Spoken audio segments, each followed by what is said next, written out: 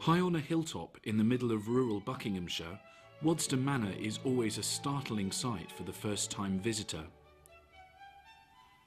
This French Renaissance-style chateau, with its extravagant turrets, is revealed as you meander up the long drive that winds around the hill. Glimpses of the manor are offered through the trees, until finally the full architectural splendour of the north front appears. Faced with this extraordinary house, most people ask, who built this place, when and why? The house, the beautiful setting, and its many treasures are largely the achievement of one man. He was a member of the remarkable pan-European family, the Rothschilds. Baron Ferdinand de Rothschild began to build Waddesdon in 1874. As a 35-year-old widower, he devoted the last 24 years of his life to its creation. Its purpose was twofold. Firstly, as a backdrop for his superb collection of 18th century decorative fine arts, and secondly, as a venue to entertain the great and the good of Victorian society. He was renowned for his lavish hospitality in this state-of-the-art building, with gas lighting, central heating and indoor plumbing. Since then, Waddesdon has been protected and embellished by each of his successors. They have maintained a tradition of innovation and excellence which continues today. Taking their names from the house of their 16th century forefathers, zum Roten Shield, at the sign of the Red Shield, in Frankfurt's Jewish ghetto, the Rothschilds were a modest merchant family by the early 18th century. In 1764, Meyer Amschel Rothschild set himself up as a dealer in antique and precious coins.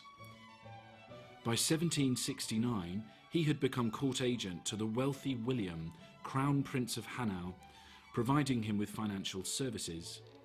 His business prospered, and at the end of the 18th century, Meyer Amschel was one of the wealthiest men in the Jewish community. In due course, his 5 sons became partners in what was now a banking business. They established branches in the 5 financial capitals of Europe at the time: Frankfurt, Vienna, Paris, London and Naples. In 1822, the 5 brothers were made barons by the Austrian emperor. The family coat of arms is quartered, with a fist holding 5 arrows, symbolizing the 5 brothers and their unity, the foundation of their international success. Ultimately, the Rothschilds became one of the richest and most powerful families in the world, bankers to monarchs and governments, collectors of the finest art and builders of over 40 great houses across Europe. Each one is represented in this painting, of which 7 were here in the Vale of Aylesbury. Truly European, Ferdinand was born in Paris in 1839. He was raised in Frankfurt and Vienna, and finally settled in England in 1859 after the death of his mother. His father was the son of Salomon Meyer, head of the Viennese branch of the bank, whilst his mother came from the English side of the family. In July 1865, Ferdinand fell in love with and, in the Rothschild tradition, married his English cousin Evelina. Lionel, Evelina's father, brought them a house on London's desirable Piccadilly, a few doors down from his own town mansion. Within a short time, Evelina was pregnant, and the couple seemed destined for a long and happy life together. Tragically, however, in December 1866, Evelina died in childbirth. The child, a boy, was stillborn. Inconsolable, Ferdinand never remarried, and in her memory in 1869 established the Evelina Hospital for Sick Children in London. Despite his loss, Ferdinand decided to stay in England and build a country house in Buckinghamshire, close to those of his cousins in the Vale of Aylesbury. He wanted somewhere where he could entertain family and friends and display his impressive collection. In 1874, he came into his inheritance following his father's death, just as the estate of Waddesdon and Upper Winchenden was put up for sale by the Duke of Marlborough. Much impressed by the site when hunting with the Rothschild staghounds, Ferdinand decided on the highest point on the estate, Lodge Hill, as the place to build his house. Enchanted by the chateau of the Loire Valley, Ferdinand decided to build in the French Renaissance style. He settled on an experienced French architect, Gabriel Hippolyte Détailleur. This was just as well, as it took what Ferdinand himself described as the labours of Sisyphus to transform the bare, treeless hill into the magnificent creation you see today. Initially, Détailleur submitted plans for a palatial mansion, nearly twice the size of the house as built. These were scaled down, and a more modest scheme was begun on the 18th of August 1877. It was not just a matter of building a house, however. There was no running water, so 11 miles of pipes had to be laid from Aylesbury at Ferdinand's own expense. A new gasworks was built, and the top of Lodge Hill had to be levelled to a depth of 30 feet in order to create the flat plateau on which the house stands. Drives were cut around the hill to create the seemingly natural approach, and mature trees were hauled in by imported Percheron horses to clothe the park. A tram line was built to deliver the many tons of materials and equipment. By July 1880, work on the bachelor's wing was complete, and Ferdinand held his first house party. It was not until the summer of 1883, however, that he was able to use the rest of the house.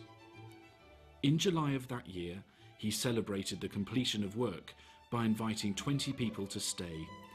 It was for such Saturday to Monday gatherings that the house and Ferdinand's legendary hospitality became famous.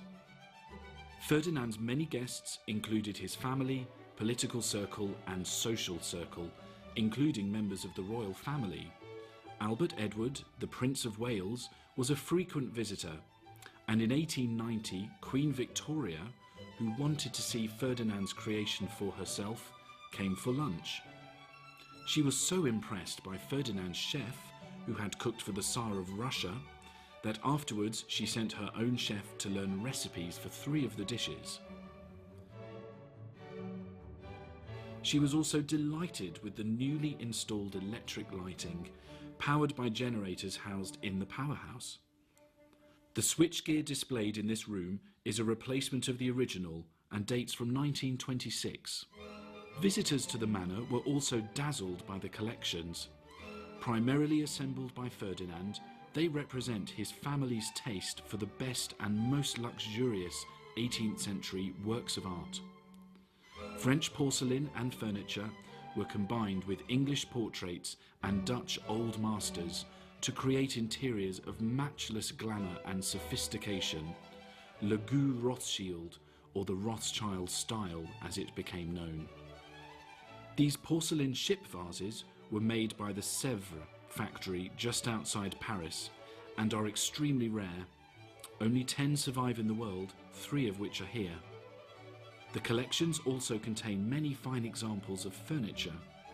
This desk was made for Marie Antoinette, Queen of France, for use at the Petit Trianon, her private residence in the grounds of the Palace of Versailles. Another desk with a royal provenance is this one, made for Louis XVI for his study at Versailles. In the background is The Pink Boy by the celebrated English artist Thomas Gainsborough. It is one of 9 paintings by him in the collection and used to hang in Ferdinand's London house. In addition to the English 18th century portraiture, which Ferdinand so admired, there are many examples of 17th century Dutch and Flemish paintings depicting scenes of everyday life, such as this example by Gerrit Dou. Ferdinand died at Waddesdon in 1898 on the eve of his 60th birthday. With no direct heir, the house, most of its contents and the estate were inherited by his spinster sister Alice. Alice had joined Ferdinand in England in 1866. She lived next door to him on Piccadilly, and in 1875 purchased the neighbouring estate to Waddesdon. There she built a small house which she used during the day, preferring to sleep in her own apartment on the first floor of Waddesdon. Alice was fiercely protective of her brother's legacy. A notable collector in her own right, she only made changes where she had to, such as the acquisition of the arms and armour, which replaced her brother's collection, bequeathed to the British Museum, together with the contents of the smoking room. A formidable character, Alice's stringent housekeeping standards are one of the reasons why the collections are so well preserved. Known as Miss Alice's rules, many of them are still observed today. She installed the blinds to restrict the damaging effects of light. When the Prince of Wales, by then Edward VII, paid a nostalgic visit to Waddesdon, he was told to keep his hands off the furniture. But perhaps Alice is best remembered for her main passion, gardening. During her time, over 60 gardeners were employed to keep the beds, lawns and glasshouses immaculate. She pioneered three-dimensional carpet bedding schemes, a phenomenon which quickly spread from Rothschild gardens to municipal parks. When at Waddesdon, Alice was often seen walking in the grounds, weeding tool in hand. However, during the First World War, she instructed that all the flower beds, including the elaborate parterre, should be turned over to grow vegetables. This diascope image of the parterre was taken in 1910. Alice died in 1922 on her way back from her winter residence in the town of Grasse in France. Rumoured to be the richest woman in England, the papers were full of speculation as to who would inherit her vast fortune. Ferdinand had instructed that Alice must leave Waddesdon to a Rothschild male heir. In the end, it was inherited by their great-nephew James de Rothschild from the Paris branch of the family. James was born in 1878, the eldest son of Baron and Baroness Edmund. He went to university at Cambridge and in 1913 married an Englishwoman, Dorothy Pinto. James and Dorothy settled in London, and in 1920 he became a naturalised British citizen. Unlike his predecessors, James was not especially interested in collecting, although he did commission a series of paintings by the Russian artist Leon Bakst. They tell the story of the Sleeping Beauty and originally hung in James and Dorothy's London house. All the characters in the story are portraits of James, Dorothy, their family and friends. James's greatest passion was for racing, and he established a stud here at Waddesdon. Often caricatured for the amount of money he unsuccessfully spent on his horses, he nevertheless won the Ascot Gold Cup in 1909 with his horse Bomber. His other interests included politics, and he served as MP for the Isle of Ely from 1928 to 1945. He was deeply involved in Jewish politics and continued the work of his father. In 1924, he became president of the Palestine Jewish Colonization Association. This foundation provided money for settlers to buy land, build homes, and establish self-sufficient farming in Palestine. In 1934, James's father died, and Waddesdon was enriched by the inheritance of a third of his collections. As well as superlative examples of French 18th century decorative art, complementing Ferdinand and Alice's collections, the new arrivals included over 2,000 18th century drawings for architecture and ornament.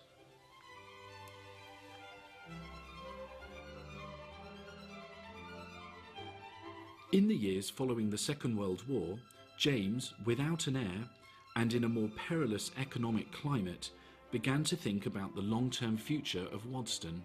After much debate, he decided on the National Trust, and when he died in 1957, it was revealed that the house, the contents, and 157 acres of the gardens had been bequeathed to the charity. His widow Dorothy was left to oversee the intricate arrangements to prepare a private family home for opening to the public, which it did in 1959. Initially, only the ground floor was opened, whilst changes were made to the rooms on the first floor to create exhibition spaces out of former bedrooms in 1970. Dorothy died in 1988, aged 93, having overseen the care of Waddesdon under the National Trust for 31 years. Her innumerable achievements include finding a succession of distinguished curators to care for the collections and instigating the lengthy programme of publishing scholarly catalogues. She also began the work of the centenary restoration by asking an architect to go up onto the roof and see what needed doing. Following her death, the role of the chairman of the Board of Trustees passed to the present Lord Rothschild. His drive and enthusiasm have resulted in many new initiatives at Waddesdon Manor. The 5-year centenary restoration saw the installation of 12 miles of electric cable and 5 miles of copper piping in the house. While the ground floor layout remains as close to its 19th century appearance as possible, the opportunity was taken to restore some of the first floor bedrooms and create new exhibition areas. 3 rooms, more than any other, represent Lord Rothschild's contribution to the continuing evolution of the house. The red anteroom, white drawing room and blue dining room were set up during the restoration using panelling which was in store. Other innovations by Lord Rothschild include the opening of the wine cellars, the entrance to which is on the north front of the house beyond the main door. The cellars are generally open at the same time as the house, and visitors are welcome as part of their grounds entrance without needing additional tickets.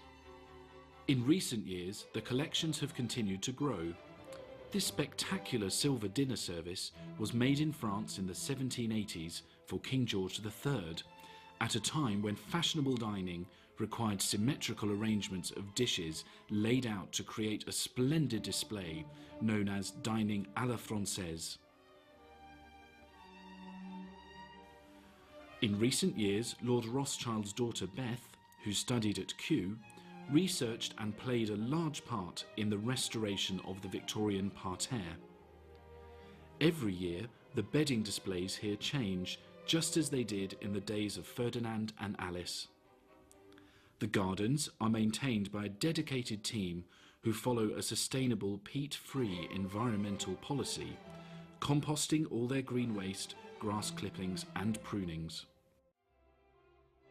Baron Ferdinand, who was fascinated by birds, built an aviary at Waddesdon. Originally part of a much larger menagerie with deer and mountain goats, it was probably inspired by the one at his childhood home in Germany. The aviary has been accredited as a licensed zoo and has recently been accepted as a member of the European Association of Zoos and Aquariums. The aviary contributes to conservation in many ways. Breeding species threatened with extinction to create viable captive populations is clearly our most important aim. We work with European studbooks, which include many of the species kept here at Waddesdon. These can range from critically endangered through to threatened in the wild.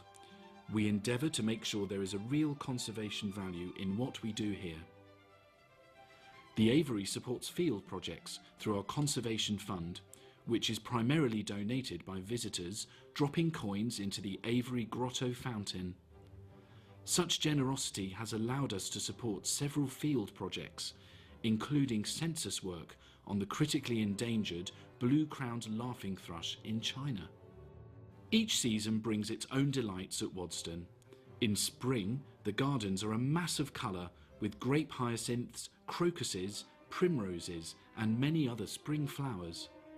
The daffodils in Wildflower Valley make a particularly spectacular display. In May, the rose garden beyond the aviary is coming into flower, and by August, when the parterre looks its best, the gardens are a truly impressive sight. The summer bedding is removed in October to make way for the spring planting, and all around, the enormous variety of trees are changing colour. Many of the tree groupings were designed by Ferdinand to give striking effects during this season. One of the most significant garden projects of recent years is at the front of the manor. The double avenues that announce the entry to the house are being restored. Originally planted by Ferdinand with transplanted mature English oaks, the avenues had always struggled thanks to the loss of topsoil. Many of them had been replaced over time with another species, Turkey oak, and as a result there were many gaps and differences in the size of the trees.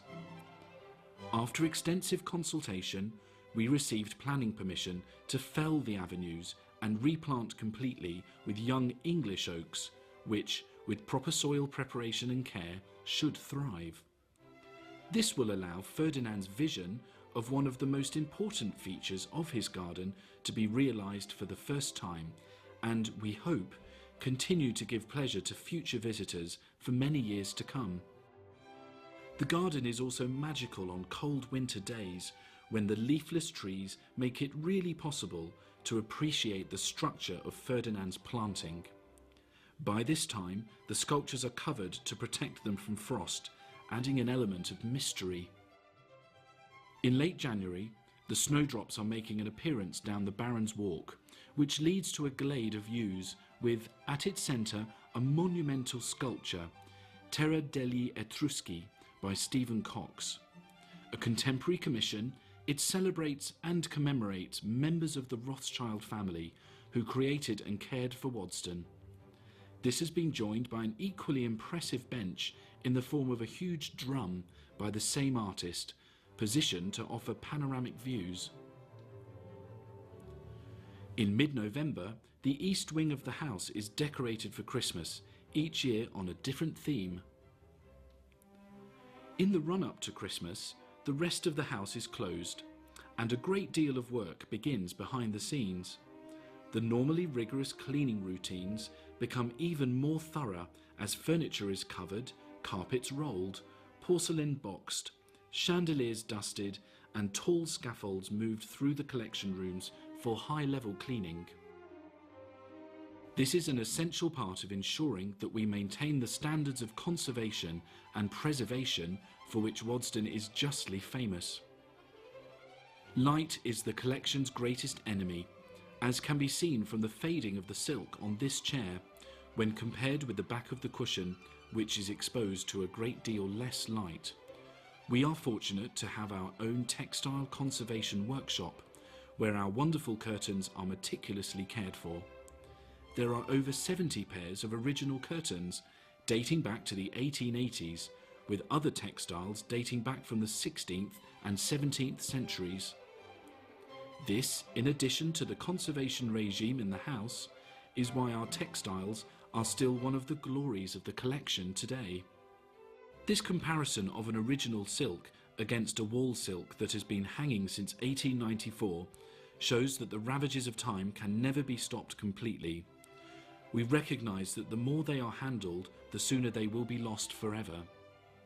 Your help in not touching the works of art and furnishings in the house, and understanding of why some rooms may appear dark, is greatly appreciated by us and helps to preserve Waddesdon for future generations. We hope you enjoy your visit to Waddesdon Manor, and we leave you with one of our most delightful treasures, the Elephant Automaton from the East Gallery. Do look out for the Waddesdon Companion Guide with more information on the house and gardens. If you're visiting the house, you will find guides on both floors who will be happy to answer questions or give more information. There is also a multimedia audio tour for the house available to use for a small charge from the main entrance as you begin your tour.